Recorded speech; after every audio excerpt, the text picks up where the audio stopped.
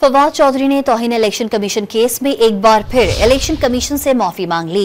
Election commission में फवाद चौधरी के खिलाफ तौहीन इलेक्शन कमीशन केस की समाअत चीफ इलेक्शन कमिश्नर की सरबराही में 3 रुकनी बेंच ने की। फवाद चौधरी ने एक बार फिर इलेक्शन कमीशन से माफी मांग ली।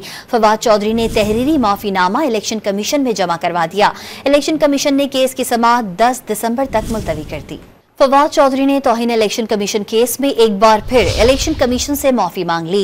इलेक्शन कमीशन में फवाद चौधरी के खिलाफ तौहीन इलेक्शन कमीशन केस की समाअत चीफ इलेक्शन कमिश्नर की सरबराही में 3 रुकनी बेंच ने की। फवाद चौधरी ने एक बार फिर इलेक्शन कमीशन से माफी मांग ली। फवाद चौधरी ने तहरीरी माफीनामा इलेक्शन कमीशन में जमा करवा दिया।